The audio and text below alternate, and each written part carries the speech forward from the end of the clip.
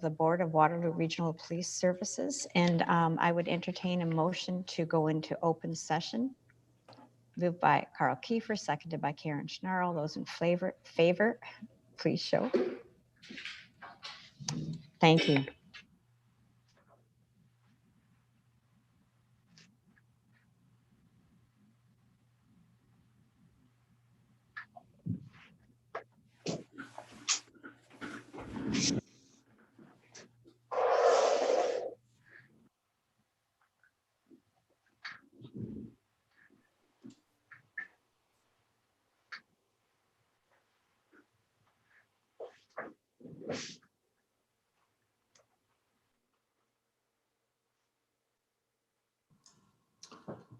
Chair Redmond, just as a point of order, I believe you're on mute.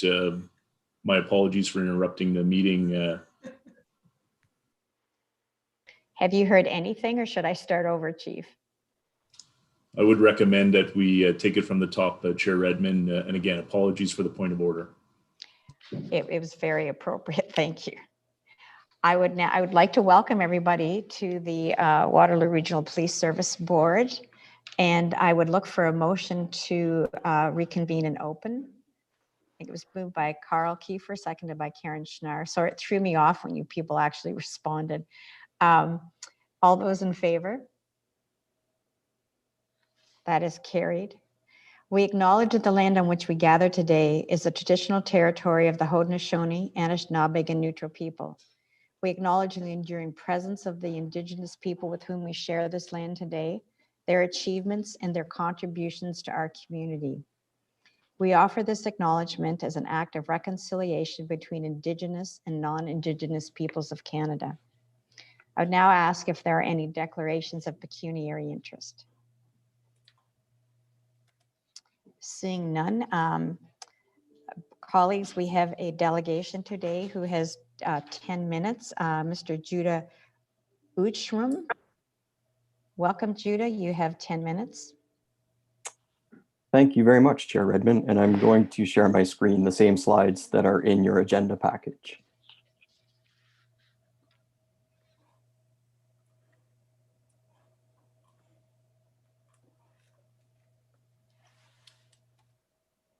You have successfully shared them, Judah.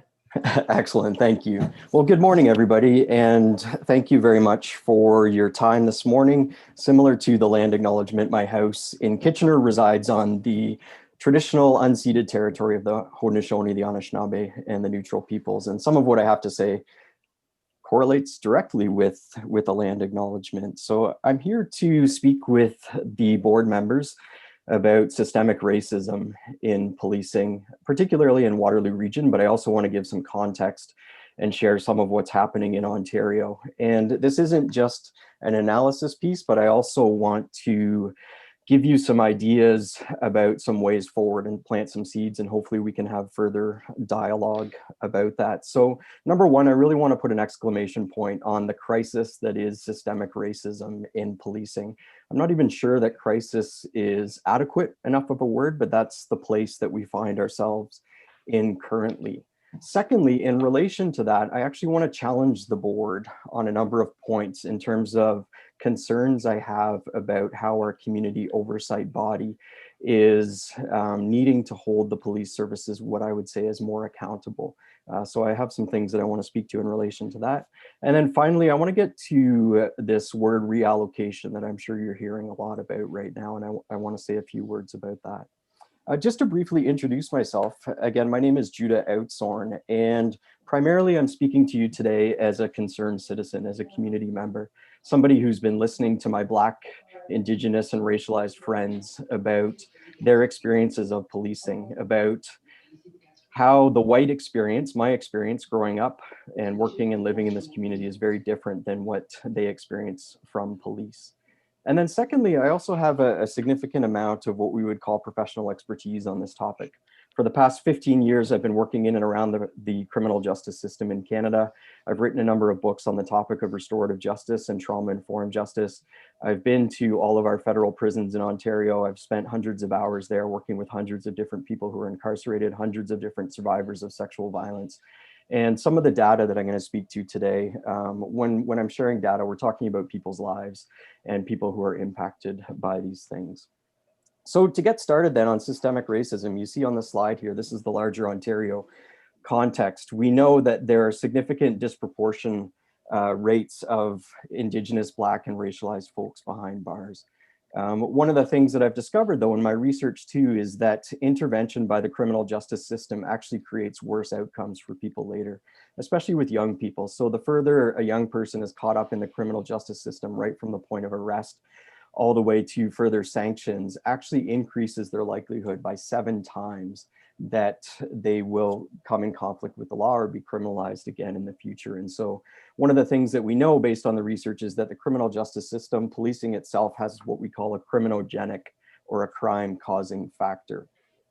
So in terms of the big picture in Ontario then, there was a recent study that came out a couple months back. You might have seen the article in the Toronto Star about this. We know that nearly 1 in 71 young white men between the age of 18 and 34 will be incarcerated in their lifetime in Ontario. So 1 in 71, that's the story for white folks like me. And of course, we're talking about systemic racism. So we know that there is a significant difference when we're talking about the Black experience. And so Black folks are incarcerated at a rate of 1 in 15 young Black men in Ontario. So 1 in 15. So this is why I'm calling it a crisis. And just so you have a sense of how we're doing in Ontario in relation to our neighbors to the south, the study that looked at this looked at data in the United States, and they compared it to a comparable data set from the US Bureau of Justice. And Ontario is actually incarcerating young Black men at almost 2 times the rate of the United States. So I'm sure you've heard of the story of systemic racism and white supremacy in the United States in relation to their criminal justice system. Well, guess what? We are doing what they are doing, but at 2 times the rate. 1.7 is actually what the data says, and I'm rounding that up to 2, but that I believe is significant. And remember, I said this is about people's lives, right? So when I share these data points, we know that the criminal justice system causes trauma. We know that we're adding further harm into people's lives. And so essentially what we're doing is we're creating a society where young Black men are walking around traumatized in fight, flight, freeze, or appease mode because of our systems and how our systems are functioning. So even if they're not that 1 in 15 person, there's that ripple effect that impacts the larger Black, Indigenous, and racialized community. So we know, as you know from your reports from the Chief of Police, that we are not an anomaly. We participate in this. We contribute to this. Waterloo region, it's not as if we are unique and stand alone and stand apart. We are participants in this systemic racism. And I won't repeat this data because you know this data. It's related to disproportionate stops, related to use of force. I thought it was interesting this weekend, there was an article in the paper on one of what was called the most powerful politicians in our region, Minister Chagger. And she told a story as part of that she used to own a small sports car. And she said she got rid of that sports car because she got tired of being pulled over by the police. She got tired of being racially profiled. This is the most powerful politician in our region, as the article described her. And she had to give up her sports car. So this is what I'm talking about when I'm saying a different experience. Why can't somebody like that enjoy their life in the same kind of way as I could with having a sports car? The other piece that I want to mention about this, and I hope you're paying attention to all the reviews that are happening across the country in relation to student resource officers. So student resource officers are supposed to be the best of the best at doing community relationship building. But the data is unequivocal across the country that 10 to 20% of students, mostly Black, mostly Indigenous, mostly racialized, are experiencing significant harm by those police officers. They're being racially profiled, they're being criminalized. The Catholic Board publicly released their report, and officers in our region were being rude. They were being sexist towards racialized females. And so it's not, again, this isn't just national stuff, this is officers in our region. So here we go. This is a comparator here. We've got white folk on one side and Black folk on the other side. And so far I've been calling it systemic racism, but I actually think I need to use the right term to describe it, because systemic racism is the what. It's what we're doing. The why is different, and the why is just as important. And sometimes when we don't use the right words, we don't get at the root causes. So I'm going to tell you that the why is because of white supremacy. White supremacy is the belief in the superiority of the white race. Now, I want to clarify here. I'm not calling anybody a white supremacist. White supremacist is more the actions of an individual, an extremist, right? But the system itself is founded on white supremacy when we have these disparate kind of outcomes. I heard a great analogy once that helped me understand that, and that is white supremacy is white supremacy is not the shark, it's the water. It's the water. So sometimes we end up with sharks. The horrific experience that happened recently in London, that was a situation of the shark. But we have to say, where does a shark like that emerge? And it's on all of us, especially as white people, to figure out how somebody like that grows up in our community. And when our system that's called a system of justice has these kinds of outcomes that you're seeing on the screen, white supremacist outcomes, no wonder a young person can grow up in our community and do the actions that they did. So why am I talking about policing? Policing is one of the key drivers then of this justice system. It's the gateway into the justice system. And so now let's talk about this crisis. How do we deal with this crisis? Number one, we need better accountability from this oversight body. And number two, we really need to talk more seriously about reallocation. So first, to better community oversight, I've got three images here, and I'll probably only speak to one or two of them because I'm going to run out of time. Otherwise, so I've got a magnifying glass, I've got a police line, and I've got, yes, it is the picture of the regional budget pie chart.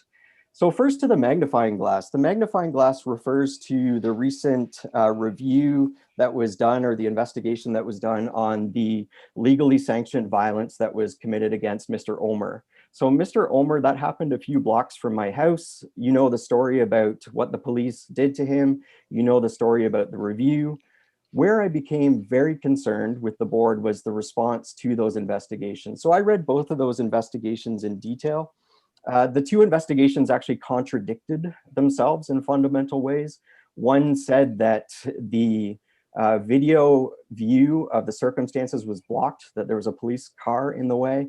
The other review said the video corroborated the story of the police officers. So that was one aspect. The second aspect was it was called an investigation, but no witnesses other than police officers were interviewed, even though there was a crowd of witnesses observing the event. I suspect that a typical police investigation involves interviewing witnesses. I believe that's a normal part of practice. And so there was a lack of investigation within that report. Third, within that report, Mr. Omer was called an offender. Mr. Omer was called an offender in that report more than half a dozen times. Now, Mr. Omer is a community member who was stopped by police and a use of force was used against him. He is not an offender. That's a term we use for somebody who has been convicted of a crime. And so a couple things that I would say to you there is what I expect from you as board members is that you would ask tougher questions than of the police. Why is an investigation called an investigation when there's no witnesses interviewed? Why is does the investigation corroborate the police story when the reports contradict themselves? So those are the kind of things I expect of the board. As well, finally, I expect you to connect incidents to larger issues. We can't just keep looking at these incidents in isolation and say that we've figured it out. The issue is systemic racism. We have an example of an incident of it. And then for the sake of time, I'm going to keep moving here. But what I do want to say something about too is how we're budgeting in the region. And one of the things that I've heard from the police service is that we can't push one budget against another, but that's exactly how we budget. If I spend all of my money on security cameras for my house, it's going to impact my food budget. It's going to impact my recreational budget. So we need to think more clearly as a community what we're going to do to actually create safety and justice for all of our members.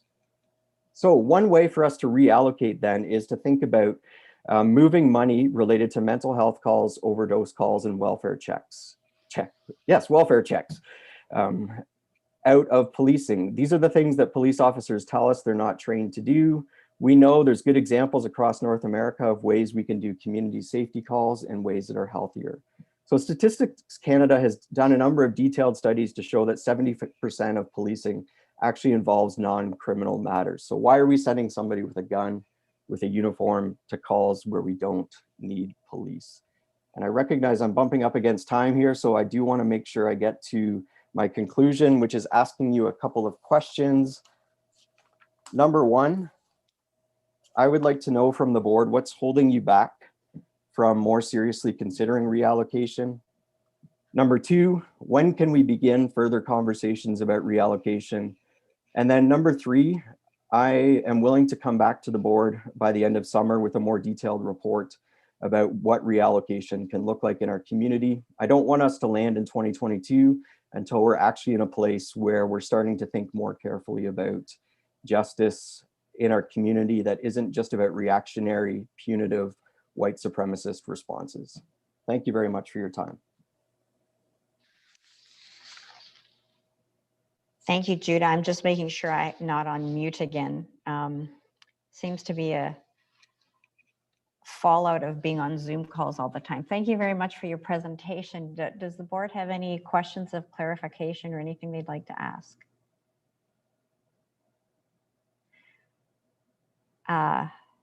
Okay, Karen Schnarr, please go ahead. Thank you for your presentation. I apologize. I'm at home. You know what? I'm gonna go to Sandy. My clock is gonna bong in the background, which is what happens when you're working from a home environment. So I'm gonna go to Sandy. Okay, we'll come back to you then. Sandy, go ahead.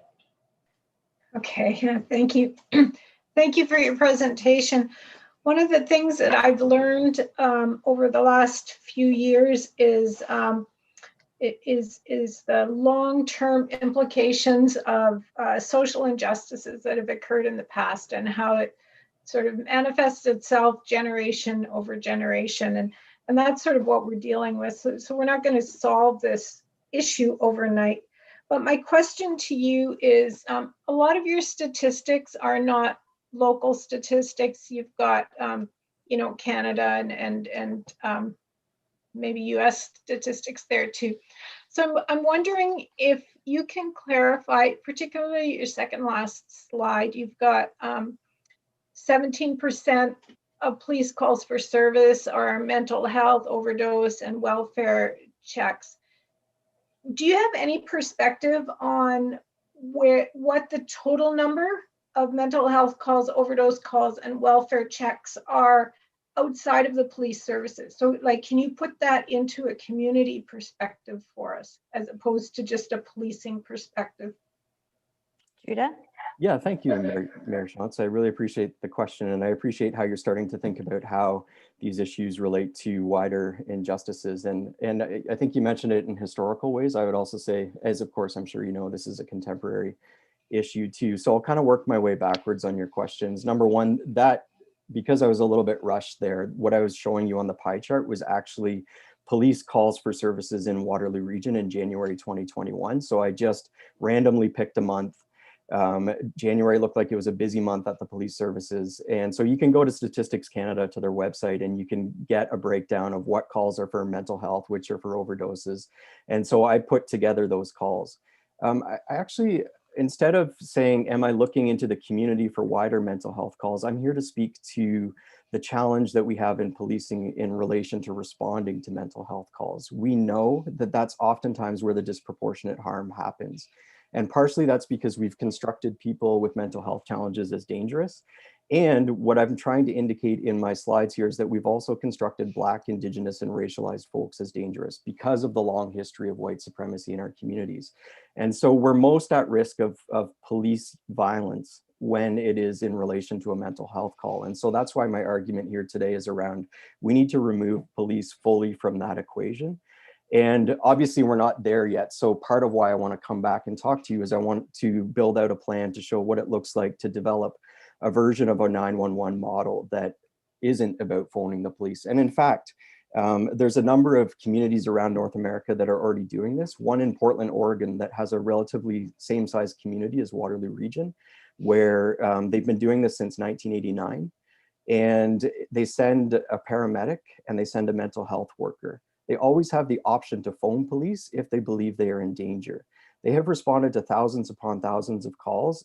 99% of the time, they've been able to respond without police involvement, and they don't have any injuries related to their workers during those times. So there are ways to do these calls that are much safer, that are much healthier for our community. We really do not need an armed person attending to these calls. And in fact, if we care about the budget line and the way that the police budget is taking over our regional budget, then I think we also have to think about how expensive it is to send a police officer to those calls, right?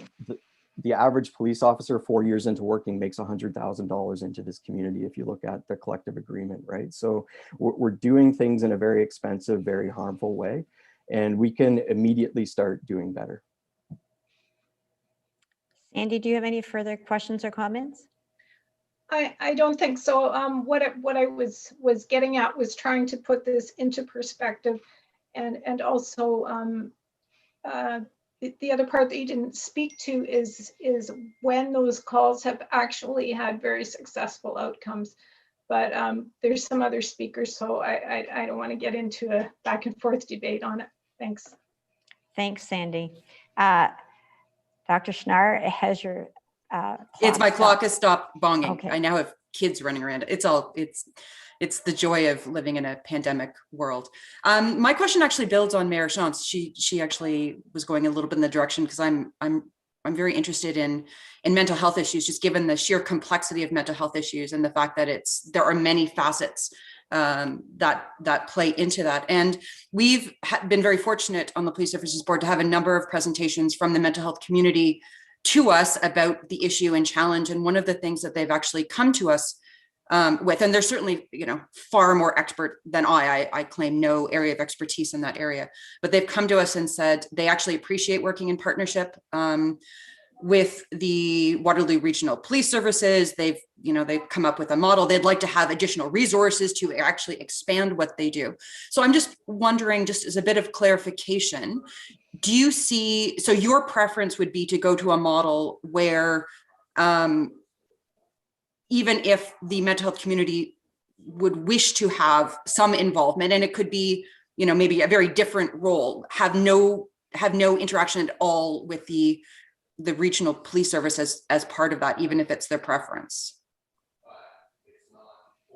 I think you raise some really important points, right? I mean, what I'm looking at here is things from an equity informed perspective, right? So let me kind of give you an example in relation to the student resource officers. So the studies that have been done across the country on that, if we're looking at student resource officers as a popularity contest, so let's say 50% plus one of the students in a school want to have police in their schools, then we would say, okay, let's keep police in the schools. But when you dig deeper on the data about who doesn't actually want police officers, who's impacted by those police officers, it's a smaller segment of the population. And those people are never going to win the majority contest, Black, racialized, and Indigenous folks, because their white community overwhelms them. What's also significant about that 50% plus one is that when you dig on the data, a lot of those folks actually don't have interactions with police, and they don't necessarily know what the student resource officer program is about. So I share that because, in relation to your question to mental health,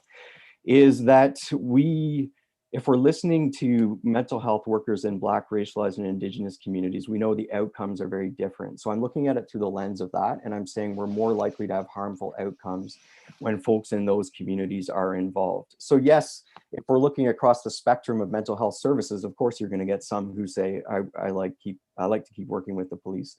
At the same time, I think we need to listen, and we need to get some folks in that community to listen closer to the Black, Indigenous, and racialized experience. So thank you very much for your question. You're welcome. And I think that's a great point. I was just, going by the fact that we've actually had deputations from these organizations that say they actually appreciate a collaborative model. So it's helpful to get, additional viewpoints that may not be aligned with what we're hearing from these organizations. Thanks, Karen. Ian, go ahead. Thank you, and through you, Chair Redmond, to Judah. I was also interested in the incarceration rates and that the info, and so I think you've answered that for Mayor Chance. Be interested to see how that relates, on a provincial and a national as well as regional or local aspect. But I wonder, there's a number of pieces in here that are not just the police services, and so I wonder, are you going to engage with, as an example, the Crown Attorney's Office? Because in terms of incarceration rates, that there's other components to this. And I think in some of the ones related to youth, children and family services might have some perspective on this as well. So who else is engaged in this? Because this is not just a police services or police services board discussion. It's a much broader set of issues that you've raised in your presentation. Judah? Thank you very much. I kind of want to push back a little bit on that, because 100% this is a systemic issue that infects all of society, all social systems, the entire criminal justice system. But I'm here speaking to police services board members about how policing are the gateway into this system. And so police have a lot of power. They use their discretion all the time about who they charge, who they arrest. And so part of your task, I believe, as a police services board then is to speak to how systemic racism shows up in policing. Of course, I think it helps for us to be well educated and to engage further partners, because we all contribute in some way to this, right? I mean, I could speak to my own educational system and the work that I'm trying to do around systemic racism there, right? But I'm here right now talking to you as police services board member with your responsibility as police services board members. And to the point around like, some of the data I shared is Ontario, some of it's Canada-wide. Again, I think we have to not slide into this idea that this is elsewhere. We see it happening elsewhere. We contribute with our police services. I contribute with my property taxes that I pay into this. And part of what I'm telling you as a citizen today is I want to stop paying for a harmful, broken system that doesn't work. I mean, part of what I would challenge you to do is, as you think, if you want to think about the bigger stuff, start doing some research on the effectiveness of the outcomes of policing, and that is sanctions. Look at incarceration and what we accomplish by incarceration, right? I mean, that data piece that I had on the outset there, when I wrote my textbook on youth justice, I studied that issue because I was meeting adults in prison in their 40s and 50s, and the more I got to know their stories, the bulk of them would say, you know, I first started getting in conflict in the law when I was a teenager. And I thought to myself, what is going on here? Why am I meeting people as adults when the justice system arrested them, charged them, convicted them, and applied sanctions in their life? Shouldn't we have somehow steered them away? And so that's where, again, we've got a lot of data and information on how the justice system, policing itself is criminogenic. It causes crime, it causes further harm, because the impact is my textbook is called Trauma-Informed Youth Justice. I'm not here to advertise it. Don't buy it. It's too expensive. It's an academic textbook. But what I was trying to indicate in the data there is what we're doing is we're adding further harm into people's lives, right? We're not really asking what's going on for a person. Why are they making the choices that they're making? What we're doing is we're simply adding further trauma. And one more point here, and that is that the Ontario Human Rights Commission has looked at this issue in detail. And even when you unpack all of the disproportionate use of force data, one of the things that people often say in response to this is, well, and this is a troubling comment in and of itself, well, there's more crime happening in Black heavy neighborhoods and Black heavy communities. And the Ontario Human Rights Commission has pulled apart that data, and they've been able to separate it out and say, even removing that variable, we're still seeing the disproportionate targeting of Black, Indigenous, and racialized folks. And so that's where I'm saying to you as police services board member, your easiest way to start addressing this issue is to start funneling funds elsewhere into things where people are not being disproportionately targeted, into things that we know that work. And then the other piece is it's going to take a little bit of courage, I believe, to do this, right? Because if I'm you, I'm thinking, well, what happens if we cause harm by creating a new system? And I think at some point we have to be courageous and imaginative and do something. And there is information about doing this without policing. So thank you. Yeah, so just a comment in response to that, and I'll push back a little bit since you pushed back on me. This is a complex issue, and it's not just the Police Services Board. There's others involved, and so it requires all of us to be engaged in that conversation, for sure. And it does matter where the numbers are coming from as it relates to local, provincial, and national numbers. And frankly, I think the one thing we're on the same page on is this board, certainly this member of the board recognizes change is needed and that systemic racism exists. The real question is, what's the answer? And you have a perspective on that. And I think it's up to us collectively on behalf of the entire community to try and figure out what that answer is. And so that's why getting more information, having conversation is what we're doing already. And so I appreciate you coming in today to add to that discussion. Thanks, Ian. Sandy? Thank you. Just one more comment, if I could, and that is, you're talking about police services, but you're also talking about social services, right? So police services can't reallocate those funds to social services. The region can. So I think, you know, I appreciate where you were going with this and your comments that do apply to police services, but the funding piece, I don't believe police services has the authority to take money from their budget and allocate it to other social services. So for that piece, you may be talking to the wrong group. Judah? Thank you. And just before I respond to you, I welcome this in kind of a lively debate fashion too. So I'm glad to have pushback on me as well too. So I think we need to have some really deep, meaningful conversations about this stuff. So thank you too for the pushback on me. So a couple of points there, Mayor Shantz. One is maybe the way that we need to think about that is we need to stop spending money on things that are causing harm, and how the region chooses to reallocate that will be up to the region. So at some point, maybe the Police Services Board needs to say we should stop spending money on having police go to mental health calls based on what we know about the outcomes of those calls. So yes, you're correct. And I think that's one of the weird vortexes we're in as a community here. We have the community, and I think this is only going to get louder and stronger. We have a strong amount of people in the community who are saying enough is enough.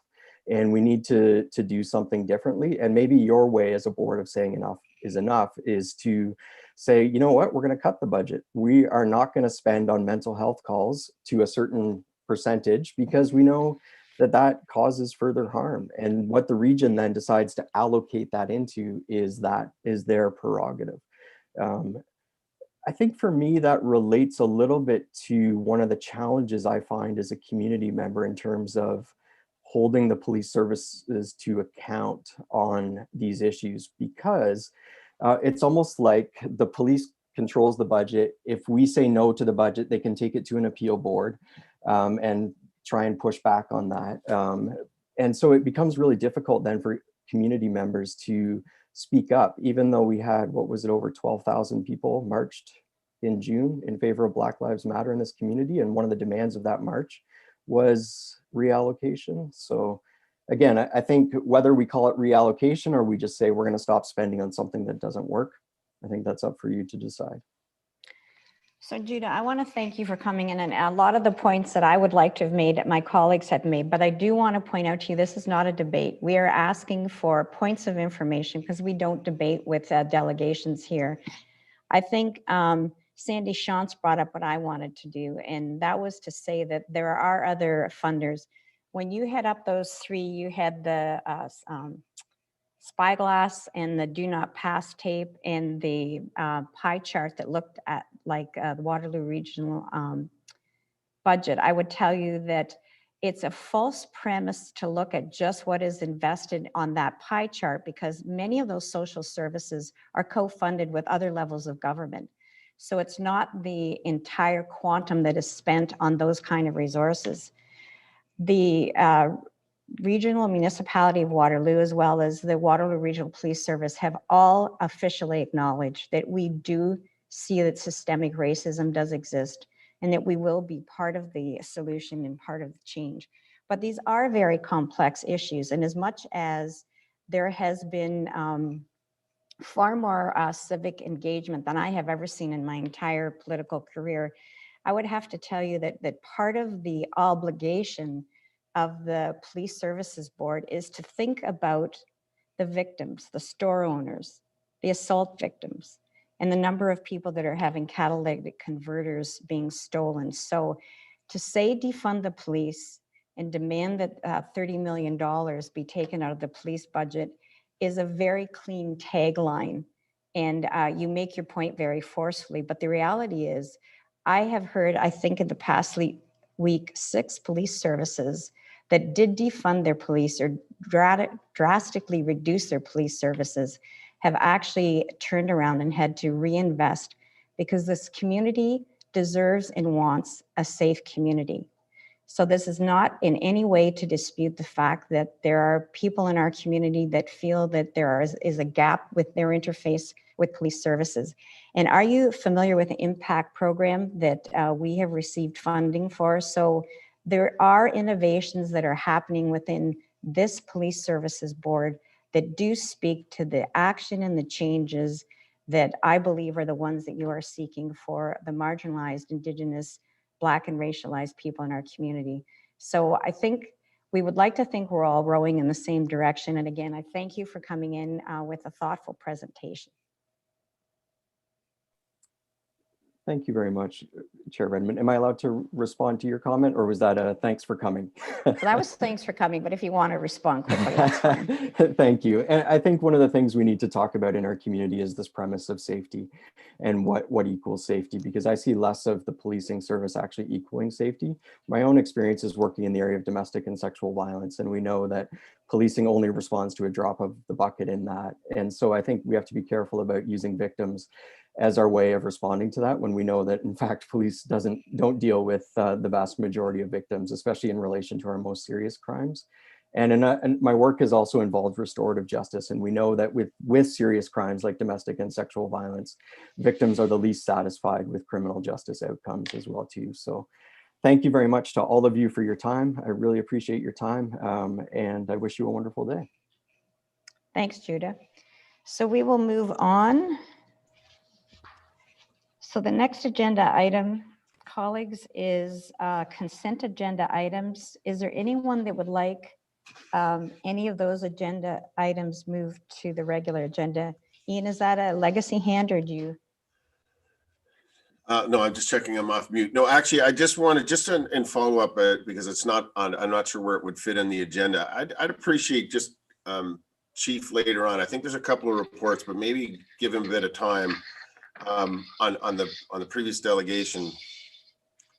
The notion that you can cut, because I think we've asked this before, but I'd like the chief to maybe come back to that in later in the meeting. How exactly would we cut mental health calls out and strip that out of the budget? Because I don't think it's. I mean, it would be very difficult to do.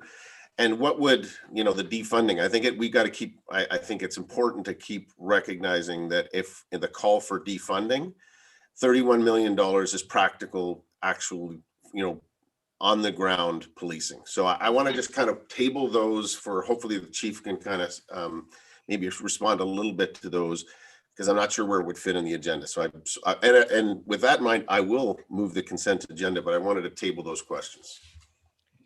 Chief, I defer to you. Is that something you can weave into your reports, or would you like to comment now?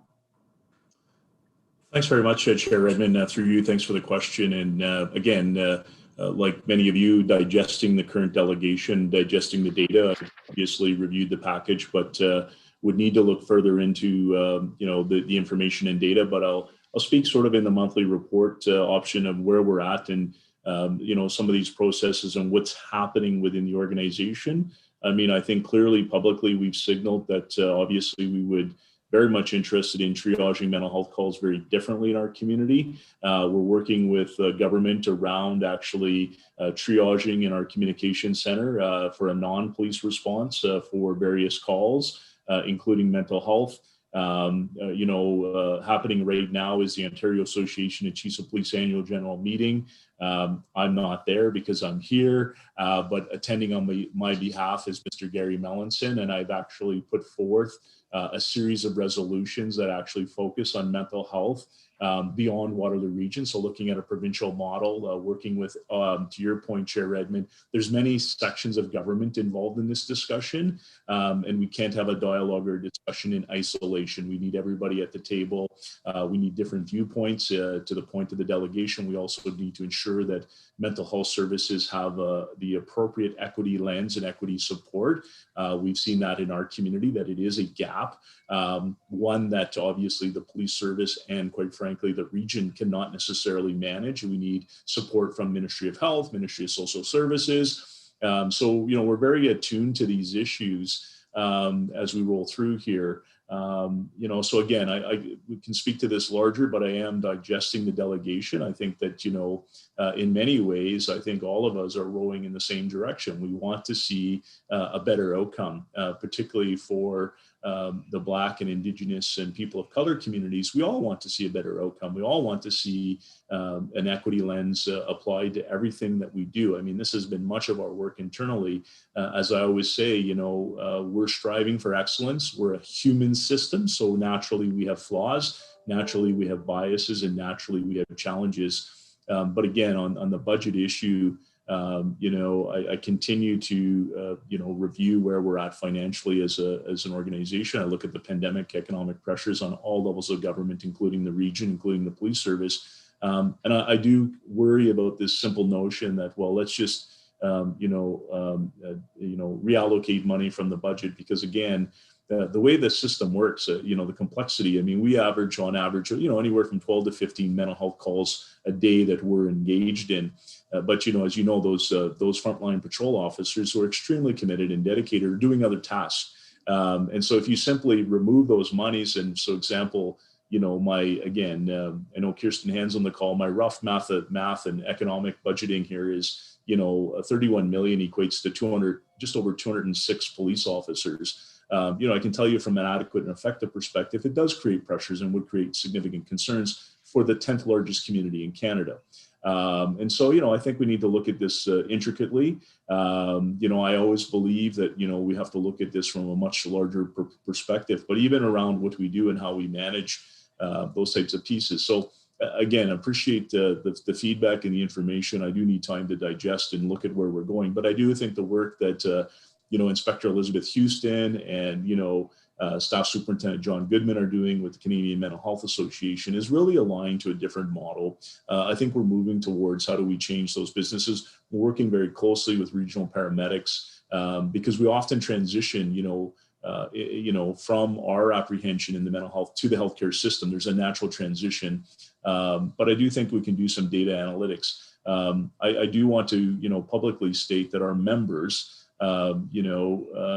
never wanted to be the last line or the first line of mental health response. But the reality is that at 4 and 5 in the morning, often we're the only service that is operating and moving forward. And that doesn't mean that it's right. We can look at how we manage those pieces. But again, the system has built this notion. Again, I would also highlight, within the last 12 months, our police members have actually saved 51 individuals from overdoses. Our police services board was the most progressive in the province, initially equipping police officers from within the naloxone, and we've actually saved 51 individuals. And so, the tiered response model, very similar to the heart and stroke model, our community safety is built on, we don't care who gets there first, whether it's police, fire, or paramedic. We're all trained to carry first aid and do CPR. Our rural cars specifically have defibrillators because often we're the first to respond, and we want our officers to help the paramedic revive somebody. No different in the overdose piece. We have a very progressive approach to drug policy, but I can speak to this more, but I do want to digest the work. But that's my initial reaction, is very much appreciate the feedback. And this is not a surprise. It's feedback that we've been hearing both locally, provincially, and nationally. But I want to tell you that we're actively involved provincially in the discussion around what does change look like, because we also need the provincial government to join us and actually look at legislative reform and legislative change. So again, appreciate the comments and the opportunity to comment, but very much enjoyed the discussion and the presentation. Thank you. Thank you, Chief. Ian, any further? Okay, so you've moved the consent agenda. So Carl, I'm going to go to you for comments if you want, and an assumption that you'd like to second the consent agenda. Go ahead, Carl. No comments. I'm comfortable with what was said, and I wanted to second the motion. Okay, well, thank you. So colleagues, this is items 8.1 through 8.4. So that's been moved and seconded. All those in favor, please indicate. That is unanimous. Thank you.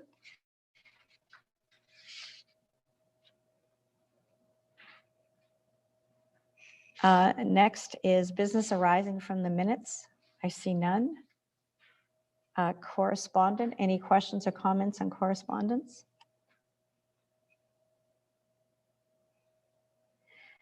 Next up is Chief of Police reports. Chief, the first one is race-based data collection strategy update. Do you want to kick this off, Chief? Thanks very much, Chair Redmond and members of the board, and good morning, and thank you for the opportunity. This is a return to the Police Services Board, our commitment to keep you updated around your oversight responsibilities, and something we're very involved in, not only locally, but provincially and nationally.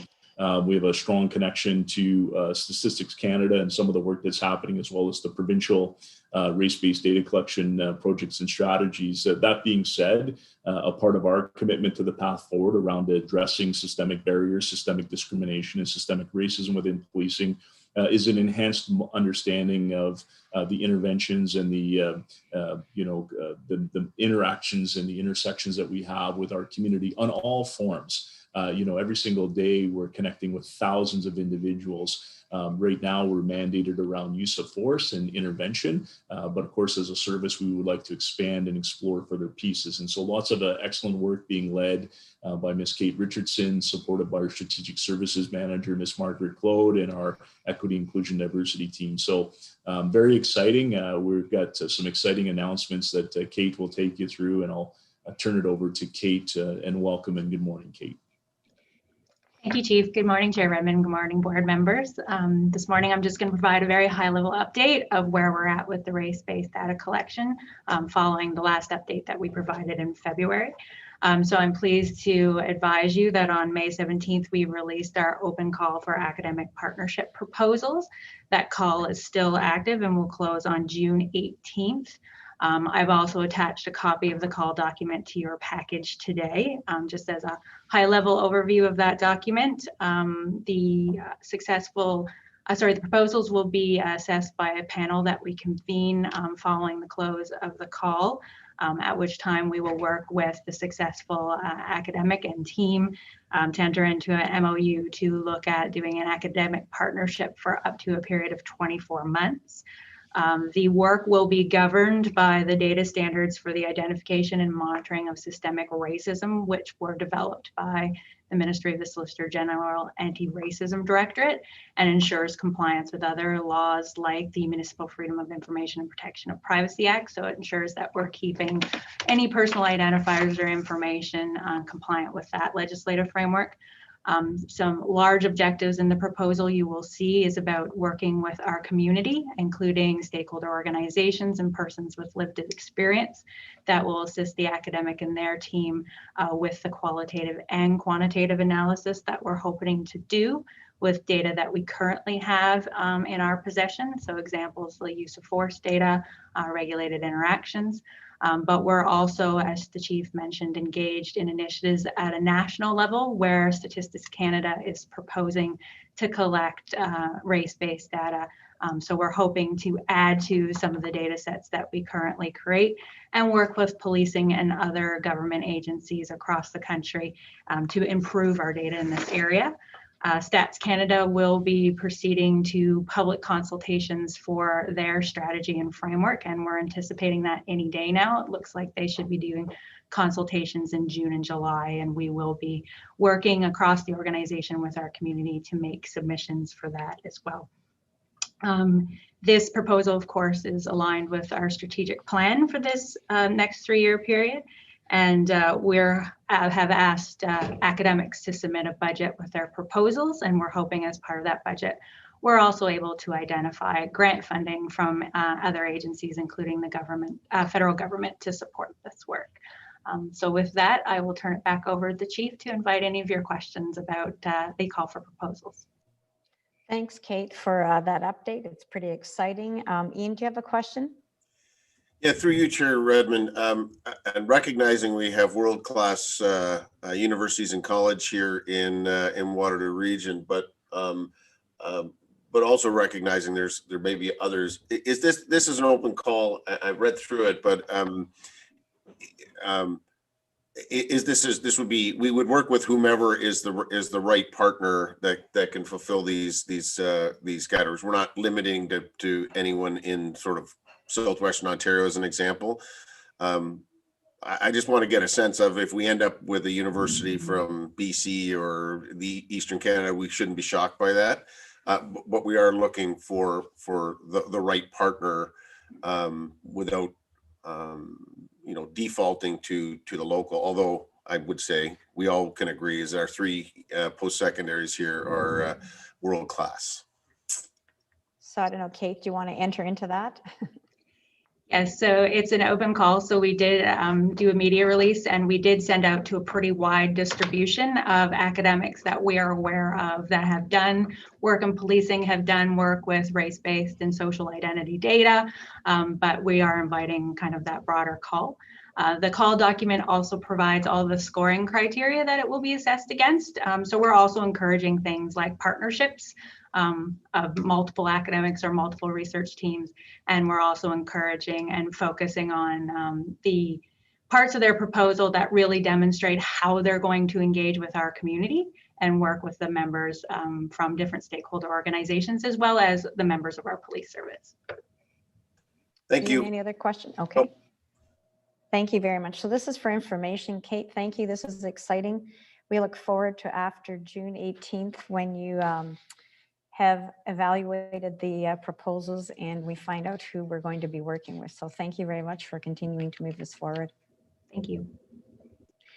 The next agenda item is search of persons, policy and procedures. And colleagues, this does require a motion to both receive and endorse the recommendations.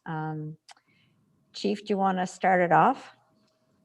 Thanks so much, Chair Redmond. There are 2 recommendations in relation to this, and I'll just bring some preamble and then turn it over to Ms. Margaret Gloat, our Manager of Strategic Services, as well as Ms. Virginia Torrance from Legal Services is with us. And I don't see Mr. Olu Odorin, our auditor, joining us and not available this morning. But this has been an ongoing piece of work that we've been doing for a number of years. But more recently, in January of 2021, Mr. Stephen Leach, the Director of the Office of the Independent Police Review Director, did reach out and provide an update in relation to work that the OIPRD did undertake and release a recommendation called Breaking the Golden Review, a rule of review of police strip searches in Ontario, where they looked at processes and procedures provincially. The WRPS actually did participate heavily in this and support the OIPD review, as well as we obviously conduct audits, et cetera, internally. And Margaret can take you through some of those findings. But there are 2 recommendations. One is to receive and endorse the recommendations that Margaret will take you through that are set out in this report, as well as our procedural update. And further, I am recommending that the board support the Office of Independent Police Review Director with a recommendation to the Ministry of Solicitor General to update the Policing Standards Manual, the Search of Persons Guideline, as well as regulations under the Community Safety and Policing Act of 2019. And of course, when it comes into force, it's still in transition as we move forward. So a lot of excellent work provincially, and I do want to publicly recognize the work of the OIPRD and Mr. Stephen Leach for bringing police services together and looking at this significant work that we do, as well as engaging our local services. And again, something we've been very committed to locally as to how we actually ensure that those that come in contact with us and are in our prisoner and care and control facilities are treated with dignity, as well as we ensure the safety of our members, as well as the greater community. So Margaret, welcome and good morning. I'll turn it over to you. Thank you, Chief. Good morning, Chair Redmond, members of the board. Before I get started, I do just want to recognize, as the Chief mentioned, that there's been a lot of work from many different people across our organization that has gone into the information that's presented in this board report. Very much a collaborative effort. I just get the pleasure of presenting it today to you, but certainly this is the type of practice that goes into a review of our policy and procedures every time one is opened up for review. In this particular case, I specifically want to recognize our legal services, court services, folks from our regional prisoner management area, our internal auditor, and the folks on my team in policy and procedure development unit. So in the report, you'll see it's organized by 3 different components. The findings, as per the OIPRD correspondence, we were requested to review our own procedure in reference to Toronto Police Services procedure. So that's in the first section, some of the findings from that review. There's also the second section looks at a summary of the findings from our internal audit. And then the third section is recommendations that go above and beyond the procedural revisions and updates that will add further improvements and compliance. So I'll just step through a few key highlights from each of those sections. So yeah, the first section begins on the second page of the report, or page 136 in the package WRPS procedures. So what we did find when we reviewed ours in reference to the Toronto Police Services procedures on search of persons was that the majority of the content in our procedure was very similar to Toronto's. Our procedure already had addressed most of the OIPRD's recommendations. This, however, was an excellent exercise. There were several key changes identified that have already been incorporated into our proposed procedural update. For example, the fact that a supervisor must now determine the necessary level of search within a WRPS facility, and the justification for that search is documented. There will be added duty to accommodate under the Ontario Human Rights Code. There will be a requirement to collect race-based data, and this all ties into the work that Kate Richardson was just speaking of, and ties into our overall race-based data strategy. We will be updating the terminology on the types of searches that are conducted, and make mandatory requirements for tracking and reporting on all searches across all WRPS prisoner management facilities, as well as guidelines on when audio and video recordings shall take place. So those are just some of the highlights from that first part of our review. The second part I'd just like to highlight is actually, I would like to draw your attention to the top of the next page of the report. There were actually 2 aspects of the Toronto Police Service procedure that we are recommending go further and better layout requirements. So the first one there is updated terminology. So rather than just have one type of strip search defined, we are proposing 2 distinct levels of strip searches, where level 1 is defined as a search down to the undergarment. In our current procedure, this is what we currently define as a thorough search. We've had some confusion with this, and we're suggesting that that would be level 1 moving forward, and a level 2 definition is what we currently define as a strip search. And these recommendations are consistent with the findings of our internal audit and case law, and it's also consistent with other definitions where level 1 and level 2 represent increasing seriousness. So that is what we are proposing in our new procedure. And the second point there is we are recommending further guidance, training, and documentation for our members regarding when and how exigent circumstances may be applicable or justified to search prior to the accused speaking with counsel.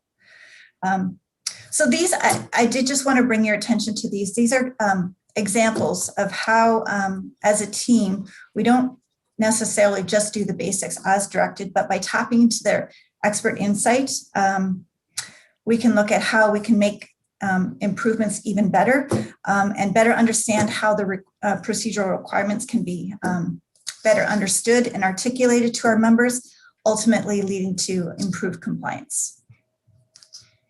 So moving on to the internal audit findings, those are at the bottom of that page. As mentioned by the chief, we had undertaken an internal audit of our search of persons prior to receiving the correspondence from the OIPRD at the beginning of this year.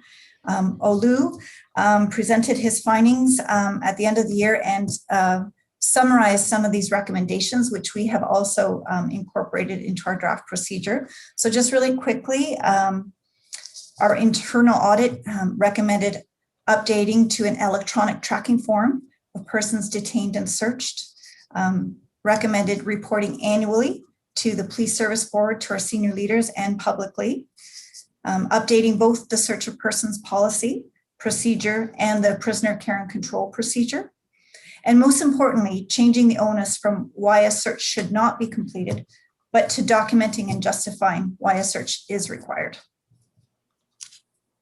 So as mentioned, based upon these audit recommendations and the review of Toronto Police Services procedure and our own subject matter experts' insight, we are confident that the updates to our search of persons procedure and our prisoner care control procedure are very thorough and carefully outlined for our members. These procedures should be finalized by the end of the month. We are just wrapping up a few final approval processes. And just finally, I'd like to draw your attention to some additional recommendations on the last page, recommendations A to E. These are in addition to the updates in the procedure. We are recommending that our service implement our niche RMS niche custody module as soon as possible. So this is an electronic add-on to our records management system, which will ensure all of this data is tracked electronically and consistently. In the interim period, however, recognizing that implementing a new model into our RMS system does take some time and planning, we will be implementing an electronic system to ensure that all the necessary information is consistently collected and documented. We are on track to have this going live as of July 1st. We're also working on updating training and reference material to align with the procedural changes. So we're not just directing to our members what they need to do, but also explaining how it's changed and why, and more insights so that we can further create that greater understanding and compliance. There will be additional specific training for any officer that is using audiovisual recording or any other related technology. And we are recommending that we make sure that there is technology available and a consistent approach across all of our WRPS prisoner management facilities. So yeah, as the chief mentioned, there is one further recommendation for the service and the board, but I will leave my highlights there and I hand it back to the chief. So thank you. Thanks very much, Margaret. So subject to any questions, want to reassure the board that we continue to actively monitor this. We are heavily engaged provincially. In fact, the OAPRD did commend our work around, in particular, the prisoner care and control procedure around transgender searches within our prisoner care and facility. There's other areas where we're adapting and improving, as well as the technological piece. And you will note, I do want to assure the board, there is a financial component around $8,100 to advance. That's the technological financial component. There's resources from other projects that may need to be realigned, but we'll be able to find those monies within our 2021 budget as we look to updating and augmenting the court services branch of prisoner control area, as well as obviously we're in the process of building the new central division, which will house a new enhanced process, which will allow us to actually also do better monitoring of the search and of persons procedure. So subject to any questions around the recommendation, again, want to thank everybody for their work, but in particularly, I do think that provincial oversight and provincial accountability has done an excellent job of bringing police services and boards together to ensure the dignity of those that come into contact with police services. That's great. Carl, do you have a question or comment? Yes, thanks very much. And thanks for that report, Mark and Chief. Mark, I'm not familiar with the term exigent circumstance. Can you give me an example of that? Mark looks really happy to answer that, Carl. Yeah, I think so. Sorry, Mark. No, that's okay. This is certainly more of an operational aspect. I might defer that question to the chief or one of the deputies that has more operational experience than I myself do. That's great. Thanks. Chief? Actually, thanks so much. I might actually bring legal counsel, who draft this piece into the discussion, but Deputy Hilton and or Ms. Torrance, I think you can provide some context that, there are ever evolving things that and issues that transpire in a prisoner care and control facility. So I'm not sure, Ms. Torrance, if you want to go first and or Deputy Hilton. Exigent is really another way to say urgent. So something in this situation means that you cannot give them time to talk to counsel, whether it's They're going to secrete some or hide some evidence somewhere on their body that you want to stop them from doing that, or there might be a circumstance that you need to prevent something. Deputy Hilton might have more concrete examples, but essentially it's you don't have something is at risk, so you don't have time to let them speak to counsel. You have to be able to justify that afterwards.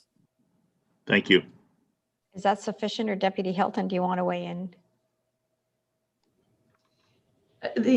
Yeah, I would add as well, it's generally around safety evidence, certainly to harm as well. So we want to prevent another offense occurring, want to prevent somebody from being injured as well. So it's where it's the action or reaction has to be very prompt, and there's no time in the moment to be providing that counsel. So Does that satisfy your question, Carl? Very much so. Thanks for that explanation, everybody.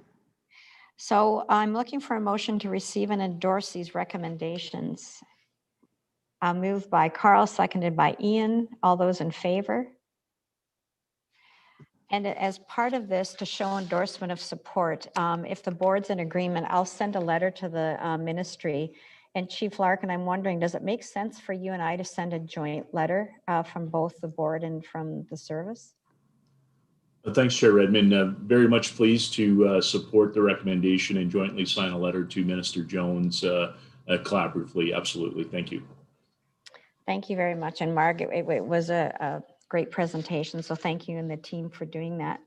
The next agenda item is the monthly Chief of Police operational update. Over to you, Chief. Thanks, Chair Redmond. And I suppose it's difficult to imagine that we're at the halfway point of 2021 in June. And I want to begin with an update around a moment of reflection. The last several weeks within our country, within our province and locally have been very saddening and very challenging. I do want to recognize the discovery of the 215 innocent souls in Kamloops at the residential school site. This has had a ripple impact across our nation. It's had a ripple impact across all of us. And I think it actually is a moment to pause and recognize that we continue to need to action our reconciliation and also our commitment to learning the truth of the historic context of our country and our nation. And so I want to recognize the 215 children that were discovered and clearly recognize that likelihood of other innocent victims and souls will be discovered as we move forward in 2021. It's also an appropriate time as we, and I don't believe it's a celebration, but we recognize Indigenous History Month across our nation and the work that we're doing internally. I also want to take a moment to reflect and send our heartfelt wishes to our local Muslim community on the tragic death and the homicide of the Asfal family in the City of London. I had the opportunity to connect with the London Police Service Chief and extend our condolences to the City of London, the London Police Service. But I've been, certainly connected locally with our Muslim community, and my thoughts are with our local community, which we have a strong partnership and support with. But it does recognize the continued work we need to do around Islamophobia, around hate crimes in our community. And so I want to pause and recognize them as well. I also want to reflect on the passing and the tragic on-duty death of Constable Shelby Patton of the RCMP Indian Head Detachment in Saskatchewan. Constable Patton, 26 years old, a 6-year member investigating a stolen vehicle, was struck and killed and lost his life serving the citizens of Canada.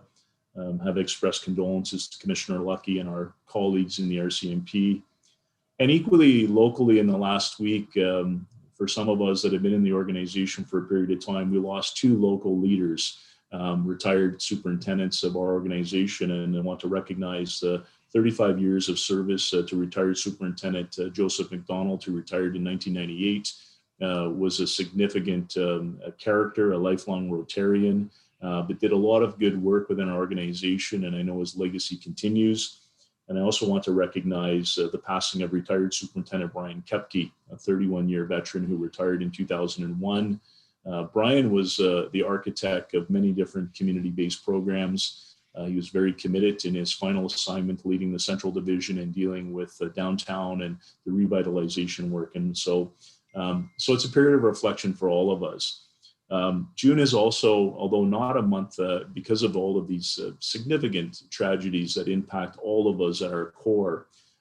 It's also Seniors Month, and we recognize the wisdom that our older adults bring to our community, a sense of strong vibrancy, as well as the past and for all of the work that they've done to build our region to what it is today. Recognizing that we're all imperfect, but I do believe that the good intentions to build our region into what it is today. It's also Pride Month, and I'm very proud to see the Pride flag flying at all of our regional and police service facilities. We did pause in memoriam to the 215 children. So on June 9th, our Pride flag was raised across our service as a show of solidarity, a show of allyship, and also recognition of our past historical transgressions, particularly within policing.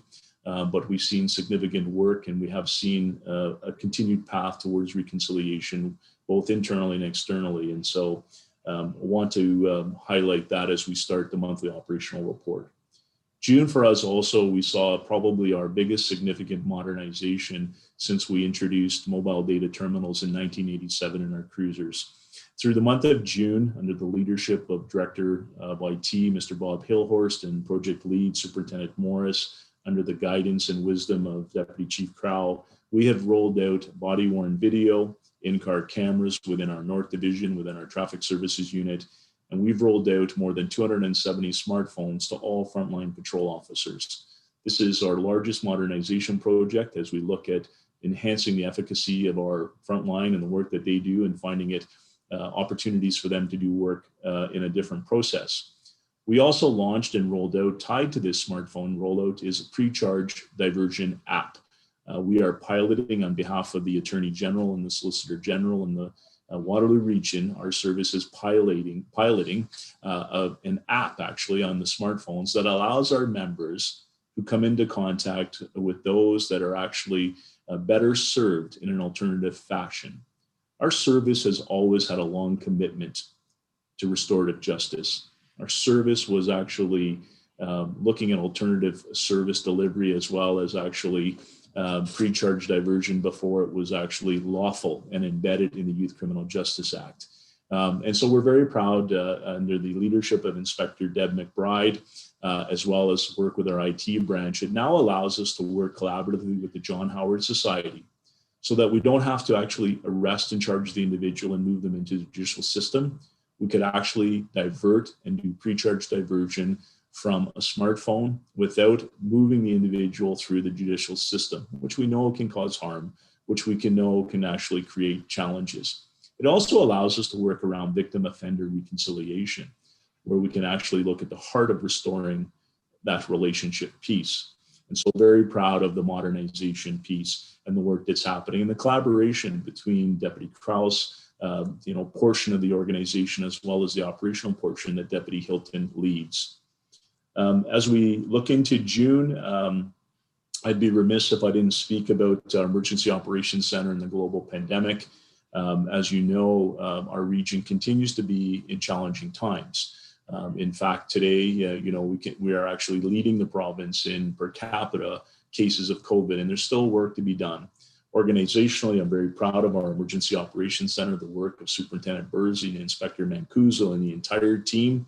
We've had just over 1,600 exposures in the last 15 months, 32 positive cases internally, but the workforce protection, the work we continue to do is second to none. We are following the reopening of Ontario, and so the reopening of WRPS is very much staged to ensure that our workforce is protected and that we continue to exercise due diligence. And part of that has been around our approach to enforcement. We very much have engaged in the 4 E's, education, engagement, explanation, and enforcement as a last resort. That being said, in the third wave, we heard from our community that they wanted more police visibility, more police action.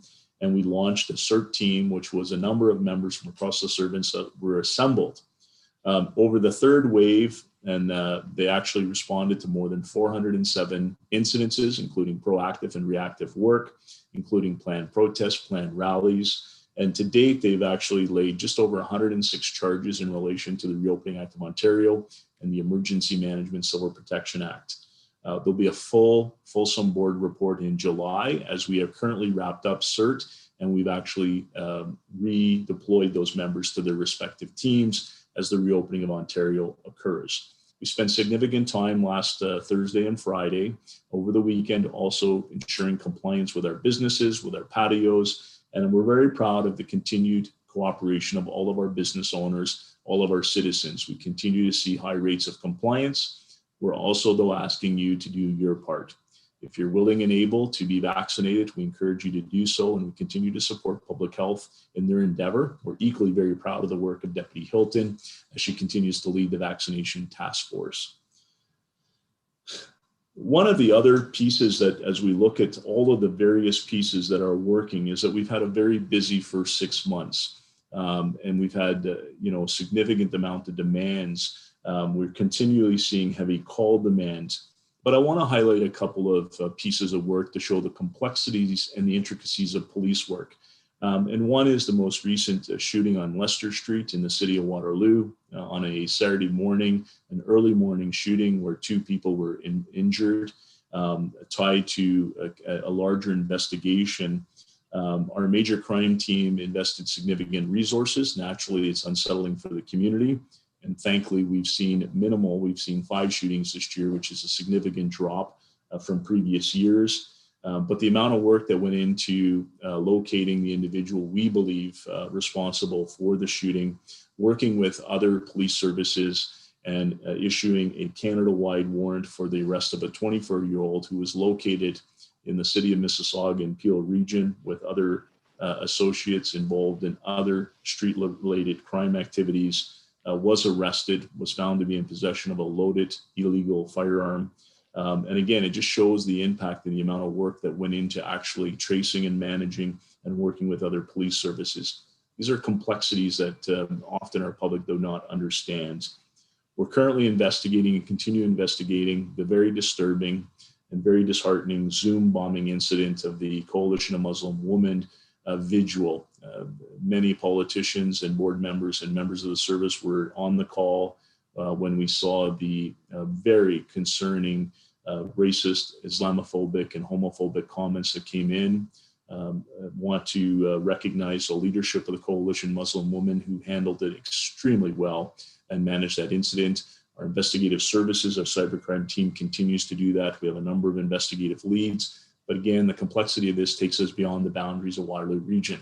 And so now we're looking provincially, nationally, and internationally to follow up on all the various leads as we roll through here.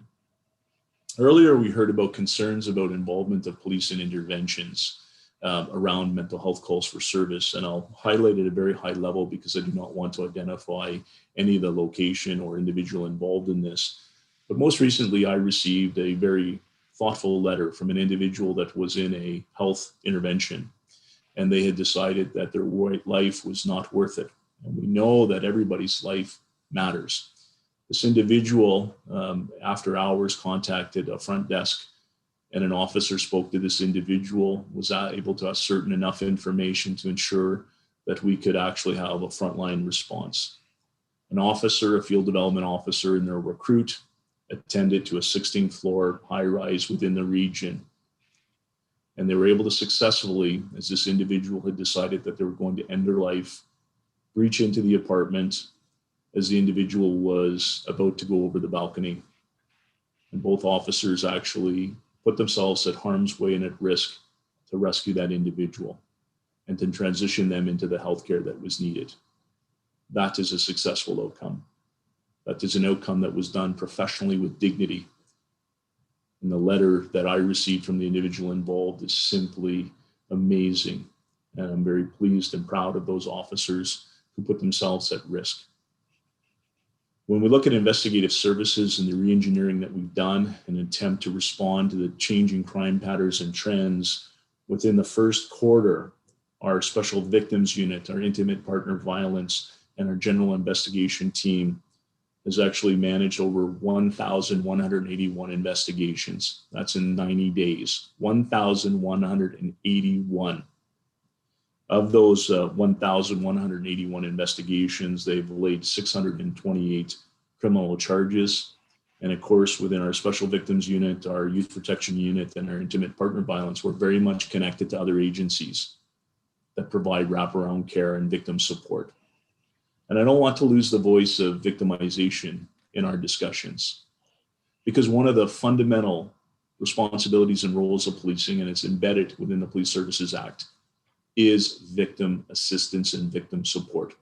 And I want to recognize Victim Services Waterloo Region and the victim service members of our service who are embedded in our intimate partner violence team that do amazing work supporting victims of crime. They too have a voice, and it's important that often we are the voice. In particular, in some cases, particularly in deaths and homicides, the only voice of the victim is our investigative team that wants to ensure that justice is ensured for them.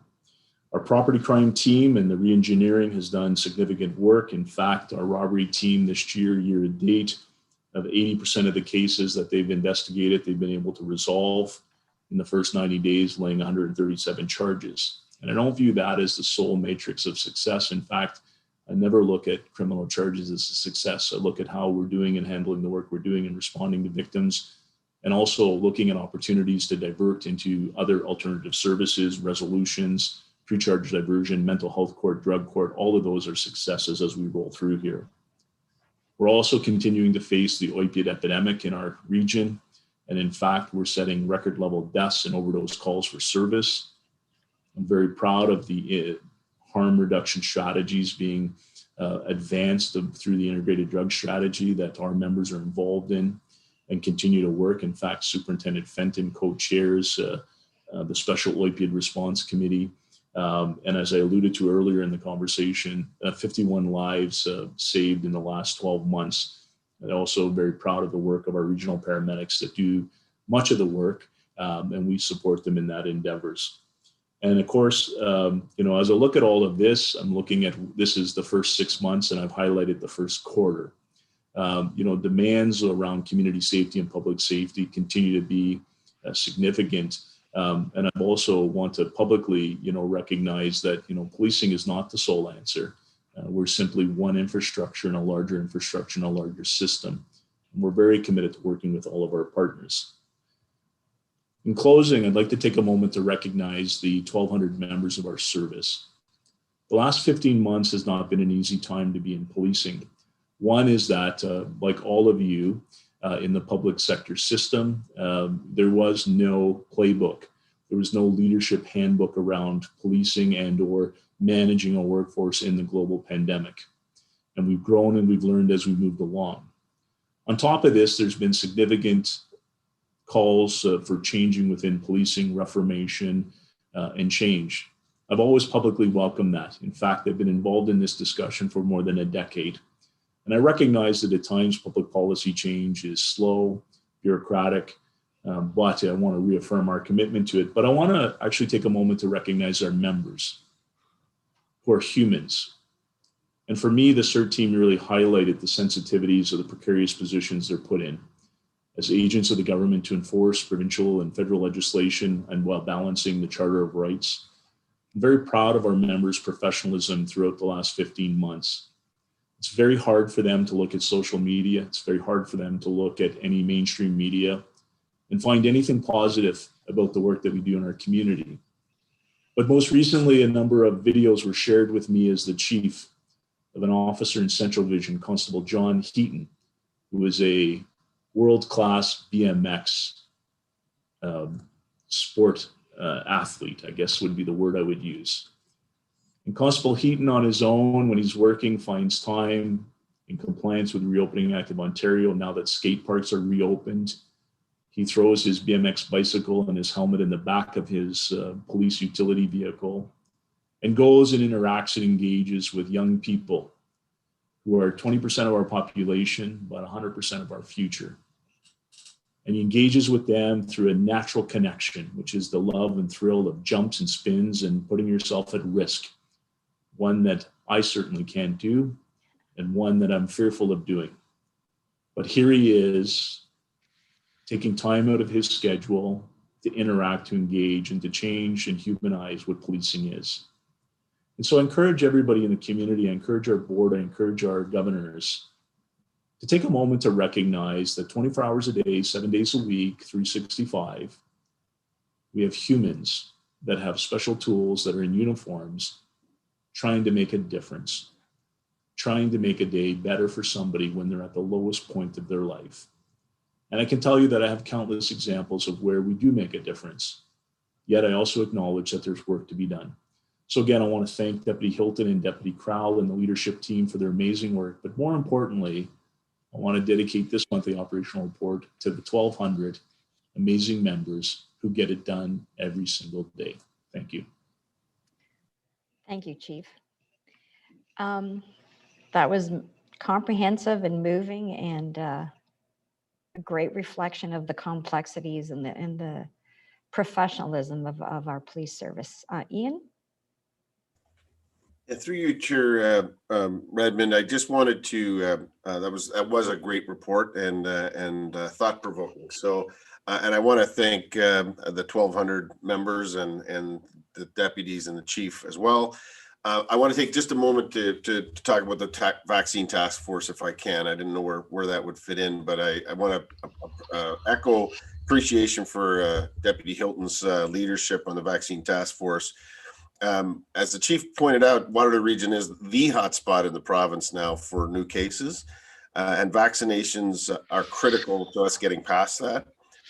So listening to Deputy Hilton and the vaccine task force is critically important. In the meantime, and this is a little bit of a public service announcement, as we ramp up vaccines, businesses and individuals need to take advantage of the programs that are out there to keep themselves safe, and that's social distancing and masking. And for businesses, free programs that are available for rapid screening kits, free medical grade masks, online training. And just yesterday, the region announced the new ambassador program of having individuals be able to assist businesses so they can safely reopen as we do reopen, because we're going to reopen, and until we get to that those vaccinations up, it's really important that we all adhere to those public health guidelines. So partly a public service announcement, but also around chambercheck.ca, because you can get free kits and masks and training programs, all available to any business across the region.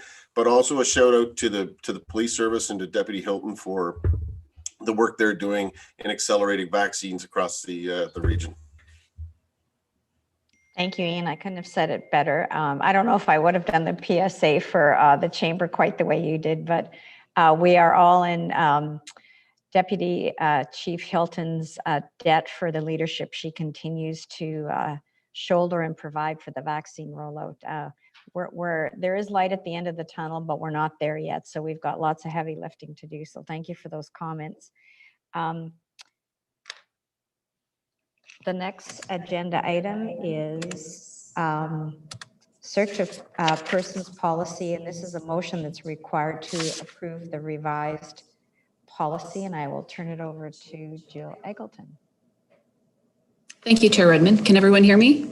Okay, thanks. Thanks, Chair Redmond, members of the board. So this policy is actually in follow-up to Ms. Glode's report that she just provided related to the search of persons and the reviews that were completed, including in the internal audit that Ms. Glode referenced. So out of the reviews in the internal audit, the board policy was also reviewed, and there are some updates that were in your package that are being proposed. So a number of the updates are related to modernizing the language on the types of searches and the operational procedures that are required for those types of searches, and also procedure related to the authorization of the search of persons. So those were added to the policy. There's also a new reporting piece that's being proposed to the policy that you'll see in section 2. And that's a compliance report that the chief of police would provide to the board annually. And this report would provide that accountability to the board on compliance and would include the compliance for all the requirements that are laid out in section 1 of the policy. So we're looking for a motion to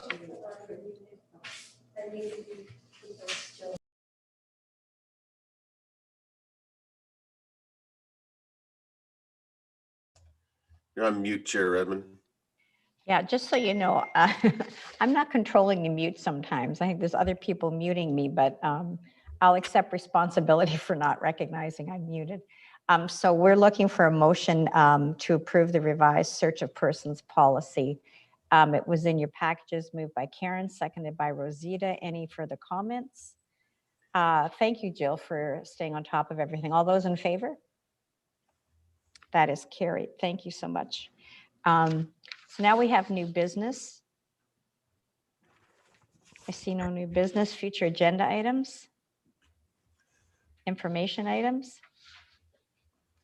So I'd just like to alert the media who are on the line that once we're adjourned, members of the media are welcome to log into the Zoom if you're not already. The login details have been provided, and Chief Larkin and I will be available to take questions from the media. So now I would entertain a motion to adjourn. Moved by Rosita, seconded by Sandy. All those in favor? Great. Thank you, colleagues, for a great meeting as always. And is Sherry going to take over? Oops. Bye. Try to.